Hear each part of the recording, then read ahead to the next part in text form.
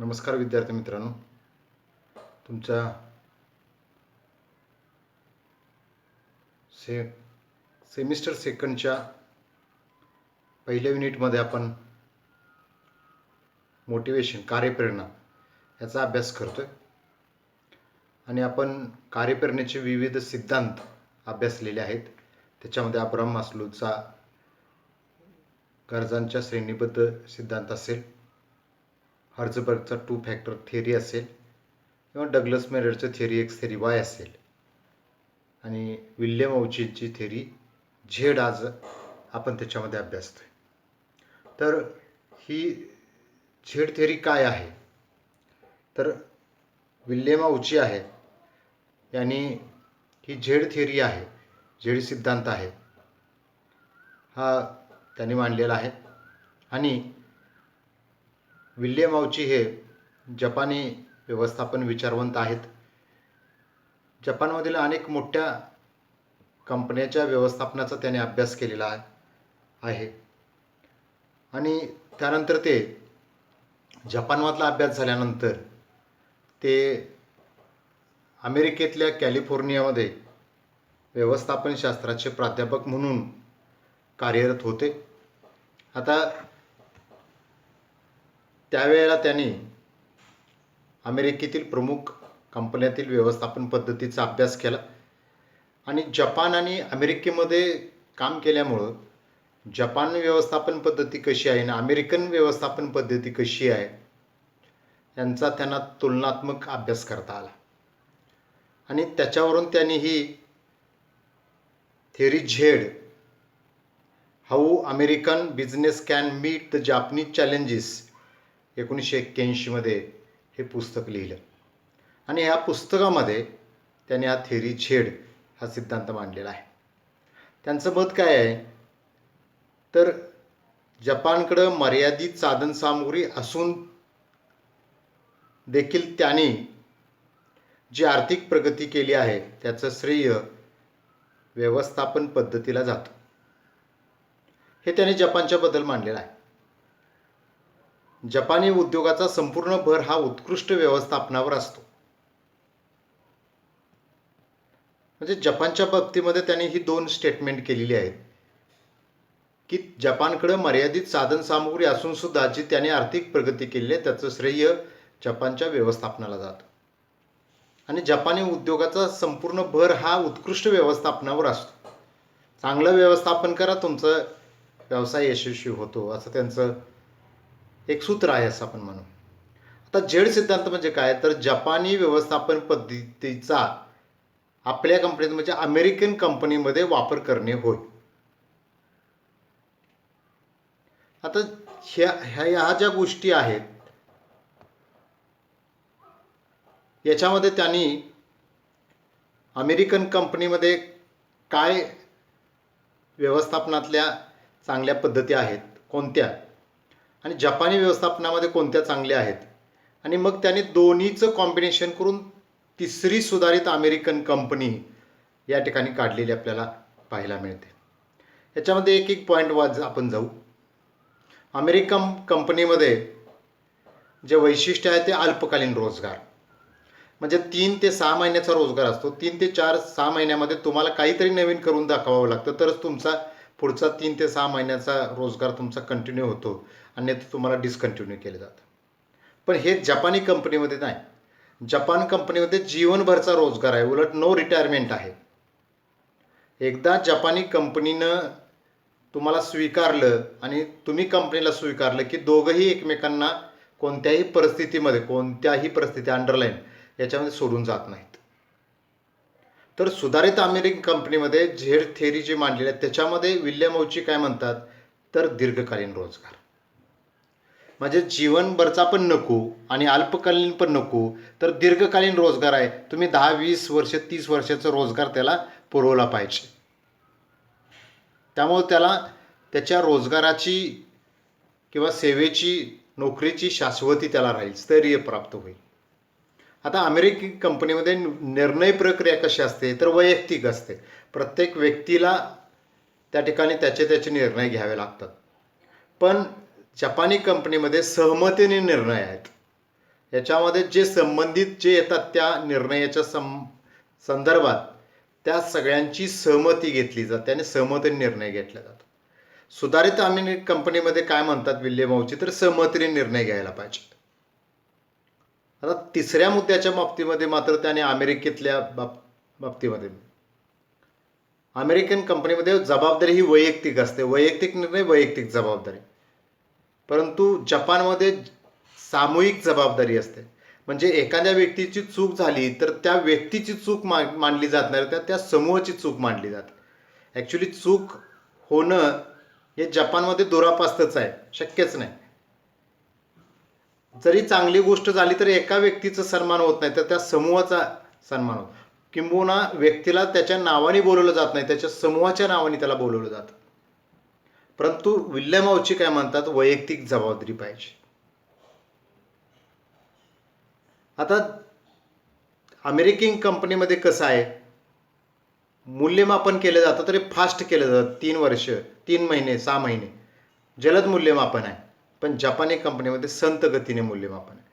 संत गतीने मूल्यमापन याचा अर्थ असा नाही की 6-6 वर्षांनी 10-10 वर्षांनी, असं नाही. ॲक्च्युली त्यांची जी प्रत्येक गोष्ट आहे ही क्वालिटीचीच असते. तुम्हाला जस्ट इन टाईमचं उदाहरण काल मी सांगितलं त्या पद्धतीने.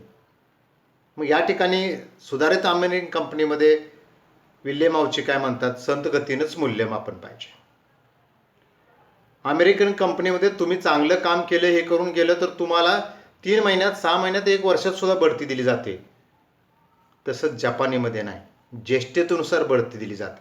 जो ज्येष्ठ आहे, जो सिनियर आहे, त्याला बढती दिली जाते. मग सुधारित अमेरिकन कंपनीमध्ये विल्यम औची काय म्हणतात, ज्येष्ठतेनुसारच बढती पाहिजे. आता अमेरिकन कंपनीमध्ये स्पष्ट नियंत्रण आहे, तसं जपानी कंपनीमध्ये गर्भित आणि अनौपचारिक नियंत्रण आहे.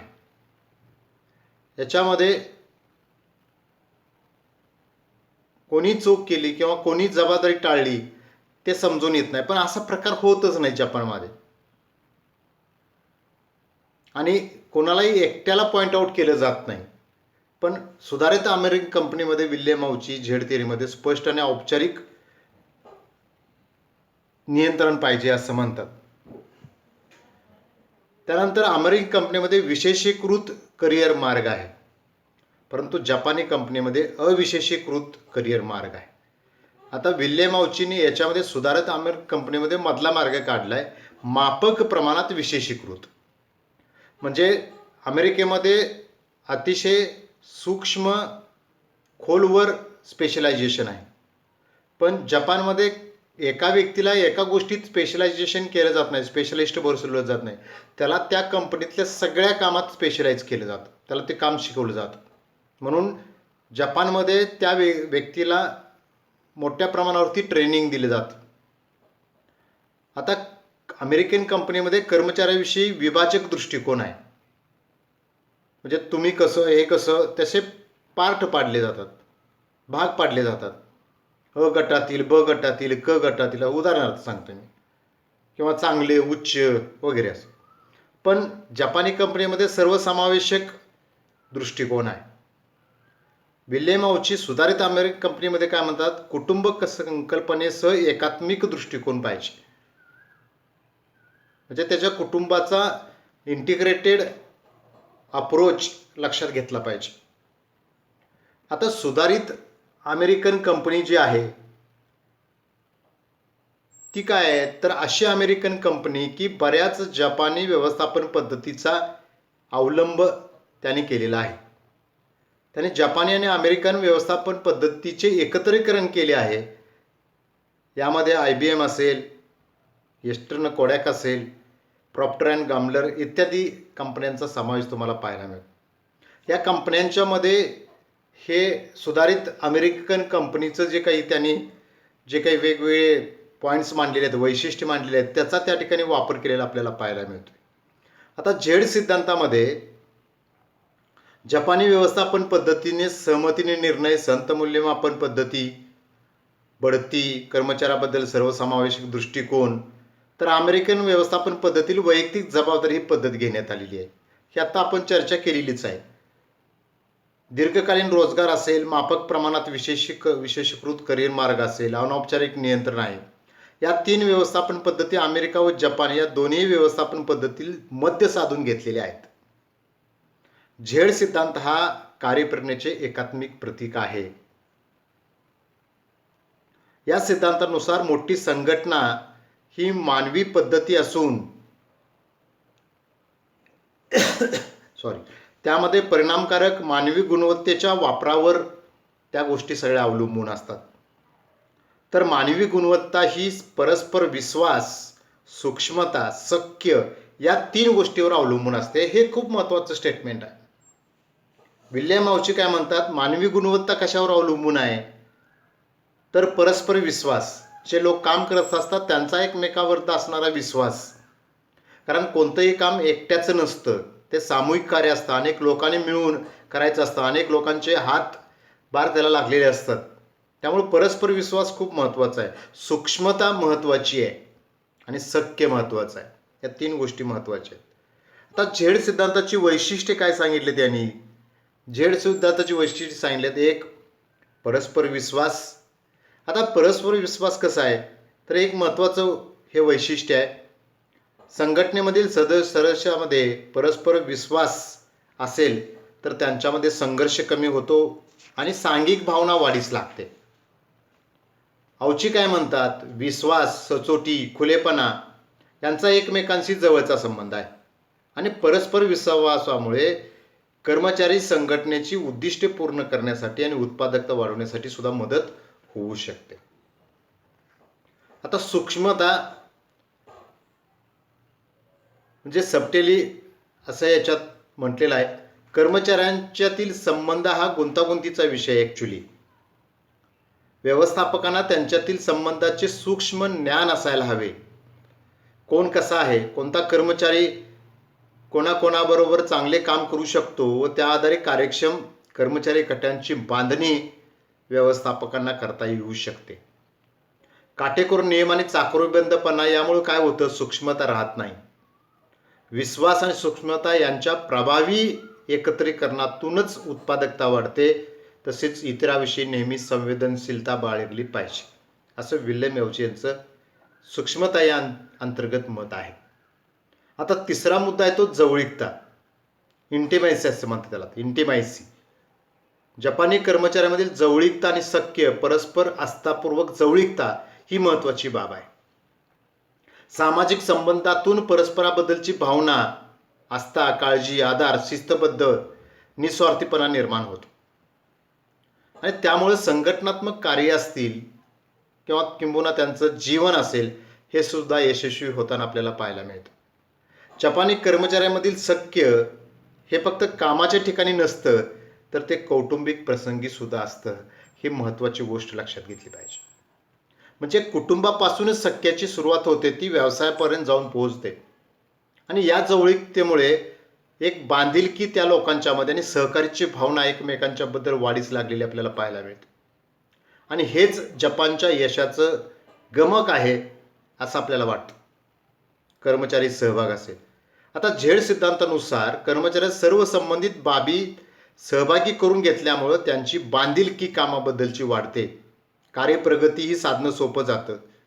विशेषतः निर्णय प्रक्रियेमध्ये त्याला सहभागी करून घेणं, त्यामुळे त्याला जबाबदारीची सुद्धा जाणीव होते आणि त्याच्यामध्ये जबाबदारी निर्माण सुद्धा होते आणि मग तो उत्साहानं त्या निर्णयाची अंमलबजावणी करतो. आता उच्च व्यवस्थापक ज्या वेळेला असतो तो निर्णय घेणारा यापेक्षा सुविधा पुरवणारा म्हणून त्याला भूमिका पार पाडायला पाहिजे. निर्णय घेणारा म्हणून तुम्ही नको उच्च व्यवस्थापक, तर सुविधा पुरवणारे असे म्हणून व्हायला पाहिजे. आता संघटनात्मक संस्कृती असेल तर जपानी कर्मचारी विशिष्ट सांस्कृतिक चौकटीत कार्य करतात. आता विशिष्ट मूल्य असतील किंवा आदर्श असतील त्या आधारे एक चौकट कंपन्यांना नैतिक आणि कायदेशीर अधिष्ठानाच्या स्वरूपामध्ये निर्माण करावी लागते, त्याच्या धर्तीवरती निर्माण करावी लागते. आता जीवनभरचा रोजगार कर्मचाऱ्यांना कंपनीविषयीची निष्ठा निर्माण करतो. मला या कंपनीतून काढून टाकलं जाणार नाही ही भावना त्याच्यामध्ये कायम राहते. आणि त्यामुळे मग कर्मचारी असेल आणि कंपनी असेल, एका कुटुंबासारखं निर्माण होतं. कुटुंबासारखं नातं निर्माण होतं. त्या कर्मचाऱ्याला त्या कंपनीत काम करतोय म्हणजे आपल्या कुटुंबामध्येच काम करतोय अशी भावना त्या ठिकाणी निर्माण होते. विद्यार्थी मित्रांनो, औची काय म्हणतात, तर इतर कंपन्यांनी जपानी कर्मचाऱ्यामध्ये नैसर्गिकपणे येणारे गुण निर्माण करायला शिकायला पाहिजे. जपानच्या लोकांमध्ये हे नैसर्गिक आहे, नैसर्गिकपणे येतं सगळे हे, तसं तुमच्यामध्ये सुद्धा आलं पाहिजे. 6वा मुद्दा काय, तो समन्वय. नेतृत्वाची भूमिका केवळ मानवी प्रयत्नामध्ये समन्वय साधण्याची नसते, तर संघटनेमध्ये समान संस्कृती असेल, भावनात्मक वर्ग विकसित करणे आवश्यक असते. त्यासाठी नेतृत्वानं समन्वयाची प्रक्रिया असेल, चर्चासत्र असतील, विश्लेषण पद्धती असेल, याचा वापर करणं अत्यंत गरजेचं आहे. हे लक्षात घ्या. कारण बऱ्याच वेळेला आपण काय करतो की काही गोष्टी गृहीत धरतो, तो आपल्याला मदत करेल, तो सहकार्य करेल, आपण करूया. पण हा गृहीतपणा बऱ्याच वेळेला आपल्याला नडतो.